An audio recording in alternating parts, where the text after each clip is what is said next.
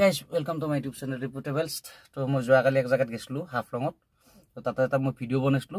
তো ভিডিওটো দিয়া হোৱা নাই। তো আজি আপলোড কৰো। তো আপোনালোকে চাওক, বেছি দেৰি নকৰি আমি আমাৰ ভিডিওটো আৰম্ভ কৰি দিও।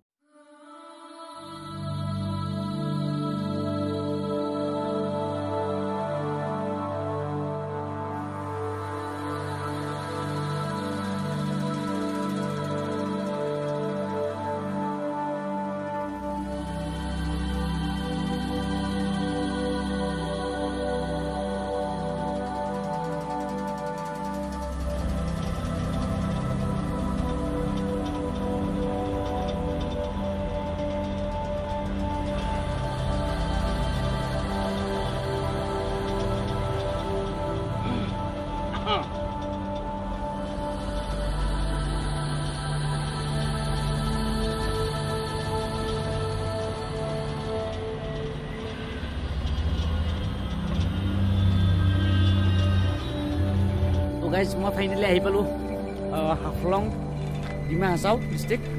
তো এতিয়া আহি মই এই অসমৰ বিখ্যাত ডাঙৰ কালভাৰটোৰ মানে কালভাৰ বুলিও আমি কওঁ, কিছুমানে কৰিডৰ বুলি কয়, কিছুমানে টাৰ্নেল বুলি কয় একচুৱেলি।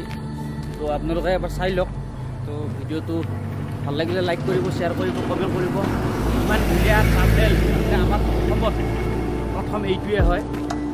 আপোনালোকে চাই লওক, ইয়াত মোটামুটি প্ৰায় 1.5 কিলোমিটাৰমান দীঘলীয়া হয়। ইমান ধুনীয়াকৈ বনাইছে, চাই লওক একবাৰ।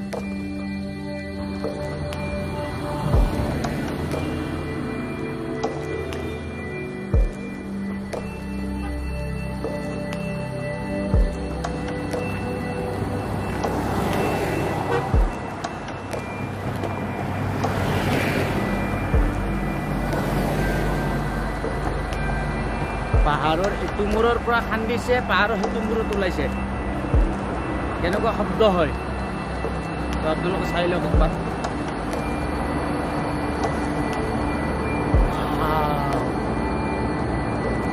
কি পালো কাৰণে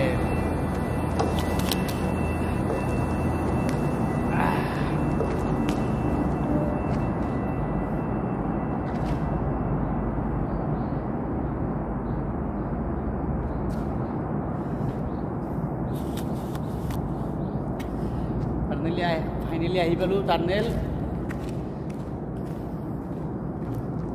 চাই লওক, প্ৰায় 2 কিলোমিটাৰমান হ'ব অনুমান কৈছোঁ, কিন্তু কম হ'লেও 1.5 কিলোমিটাৰো কম নহয়, কিন্তু এইটো 100% চিয়'ৰ। গতিকে মই দেখাই আছোঁ, আগত যাই চাই লওক।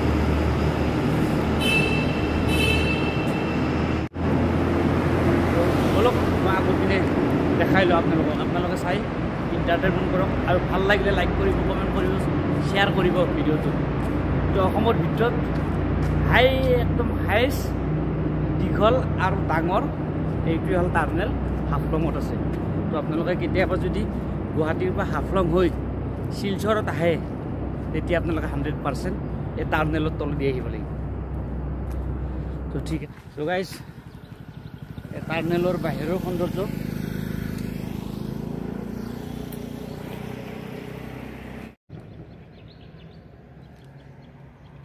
ডিমা হাছাও।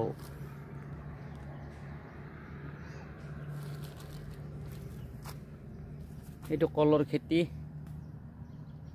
আৰু মানুহৰ ঘৰবোৰ কিজানি দেখাই পাইছে আপোনালোকে। এই চাব, এইটো মানুহৰ ঘৰ এনেকুৱা।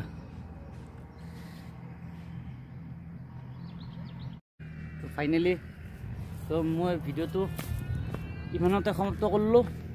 তো আগত যদি মই ভিডিঅ' মানে ভাল ভিউ পাওঁ, তো অলপ আপোনালোকক নিশ্চয় আমোদ দিম। তো আপোনালোকে চাই থাকক ভিডিঅ'টো শেষলৈকে। শেষলৈকে কি চাব, শেষেই হ'ল মোৰ ভিডিঅ'টো। তো ভাল লাগিলে লাইক কৰিব, শ্বেয়াৰ কৰিব, কমেণ্ট কৰিব। ধন্যবাদ। আজিৰ ভিডিঅ'টো মই ইমানতে সমাপ্ত কৰিলোঁ।